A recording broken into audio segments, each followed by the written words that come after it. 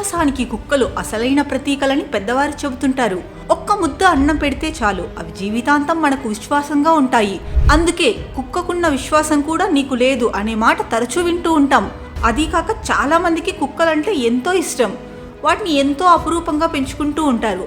అయితే ఈ విశ్వాసం చూపించడంలో భాగంగా ఇంటి కాపలా ఉంటూ దొంగల బారి నుంచి ఇంటిని, ఇంటి వస్తువులను రక్షించడమే కాదు, అవసరమైతే తమ ప్రాణాలను అడ్డేసి యజమాని ప్రాణాలు కాపాడుతాయని తాజాగా ఓ శునకం నిరూపించింది.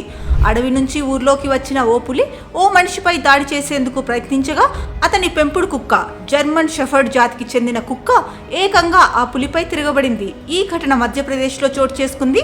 సత్నా జిల్లాలోని బాంధవ్గఢ్ టైగర్ రిజర్వ్ సమీపంలో ఫిబ్రవరి 26న ఓ వ్యక్తి తన పెంపుడు కుక్కతో ఇంటి బయటికి వచ్చారు. అదే సమయంలో అడవి నుంచి బయటకు వచ్చిన పులి ఆ వ్యక్తిపై దాడికి ప్రయత్నించింది.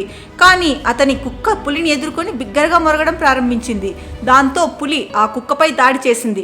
రెండూ కొద్దిసేపు హోరాహోరీగా తలపడ్డాయి. చివరికి పులి ఆ జర్మన్ షెఫర్డ్ కుక్కను తన దవడలతో పట్టుకొని గ్రామం వెలుపలకు తీసుకెళ్లింది.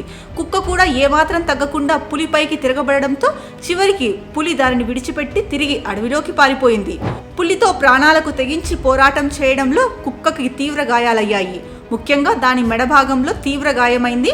పులి తన బలమైన దవడతో మెడను కొరకడంతో కుక్క కొన ఊపిరితో కొట్టుకుంటుండగా యజమాని దాన్ని వెంటనే దగ్గరలోని ఆసుపత్రికి తరలించారు. చికిత్స పొందుతూ ఆ జర్మన్ షెఫర్డ్ మృతి చెందింది. యజమాని ప్రాణాలు కాపాడి తన ప్రాణాలను త్యాగం చేసింది.